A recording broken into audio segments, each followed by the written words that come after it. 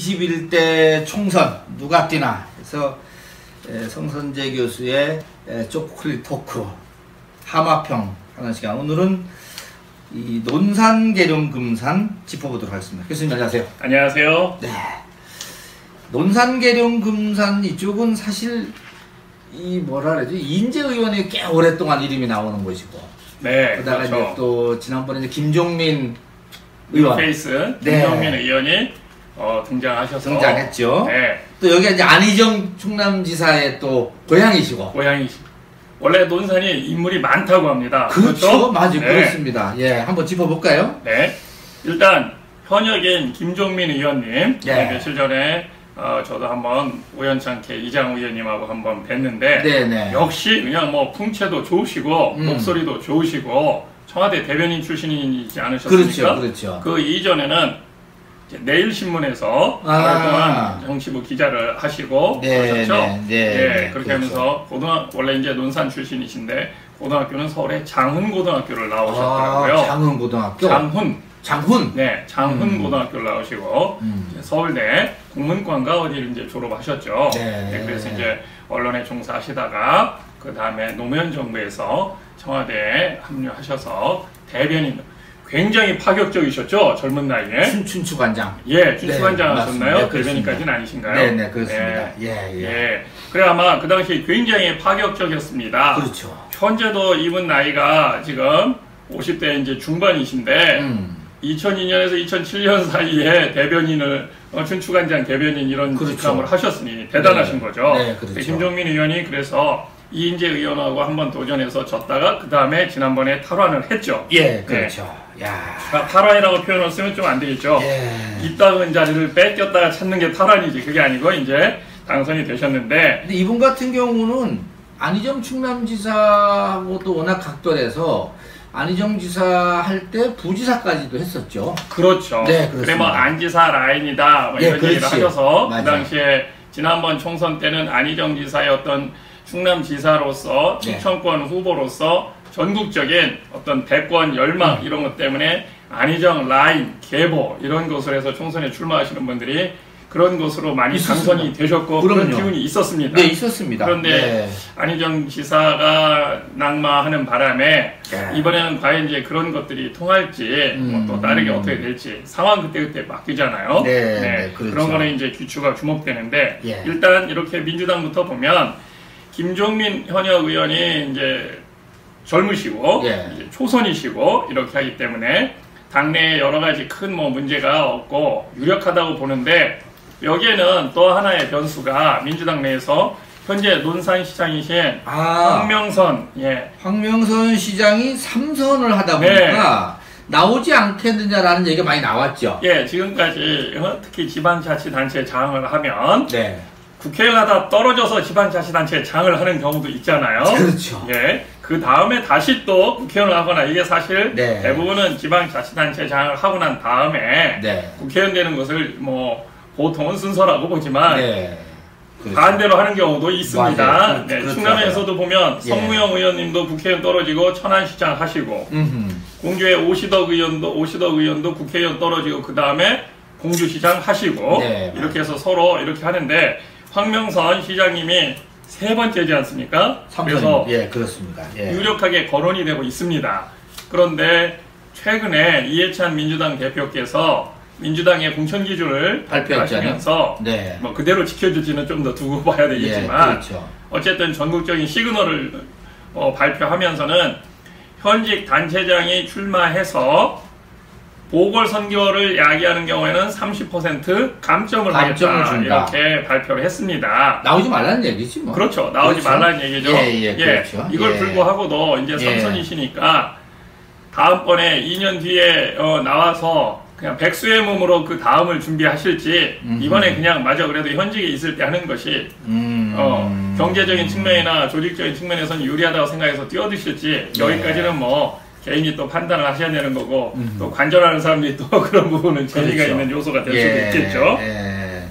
그러면은 자연스럽게 우리 김종민 의원 같은 경우는 좀 정리가 되는 것 같아요. 민주당 쪽에서는. 그죠? 민주당 쪽에서는 아마 더 이상 언급되는 분이 별로 없는 것 같습니다. 한국당은 어떻습니까? 자유한국당은 어떨까요? 한국당은 현재 복잡한 상황입니다. 네. 이인재 전 의원께서 예. 현재 당협위원장이 아니시기 때문에 네. 그래서 당협위원장을 공모를 한 자리에 박우석 전 이제 당협위원장이 현재 예, 당협위원장 자리에 공모해서 예. 조직위원장이 되셨습니다. 예, 조직위원장이 되셨는데 공식적으로 당협위원장에는 현재 취임을 못하고 있습니다.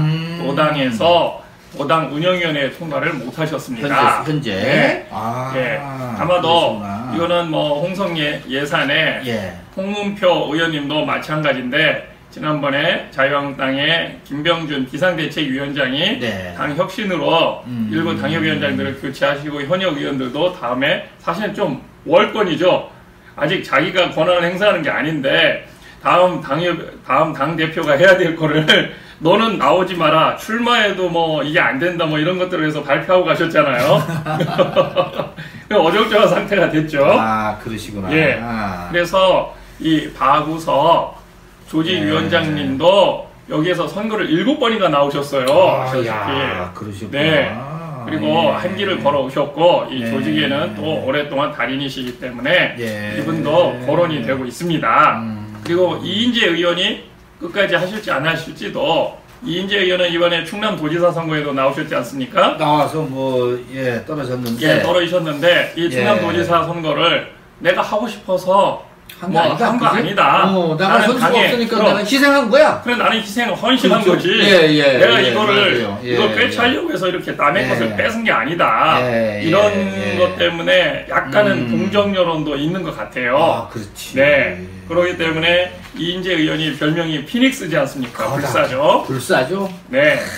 그래서 이인재 의원이 꼭 포기했다 이렇게 보기에는 어렵기 때문에 아마 귀추가 주목되는데 최근에 황교안 자유한국당 대표가 한국 민생 보고 집회를 하면서 대전역에서 집회를 할 때도 이인재 의원이 오셨더라고요. 네, 그랬다면서요. 그런 걸로 봐서는 그리고 단상에도 올라가지 않으시더라고요. 네, 그런 걸로 봐서는 이분도 이인재 전 의원님도 계속 여기에 대해서 관심을 가지고 있고 포기하지 않으셨다. 뭐 저희는 그렇게 하마평으로 읽고 있습니다. 자, 여기에다가 뉴페이스라고 할까요? 네. 요즘 최근에 그 공관병 갑질 문제가 재판에까지 붙여져서 무죄가 확정이 되신 박찬주 전 육군 대장이 이군 사령관께서 계룡이시더라고요. 그래서 조선일보에 뭐 칼럼도 크게 쓰시고 의외로 갑자기 많이 나오시더라고요. 억울하다? 예.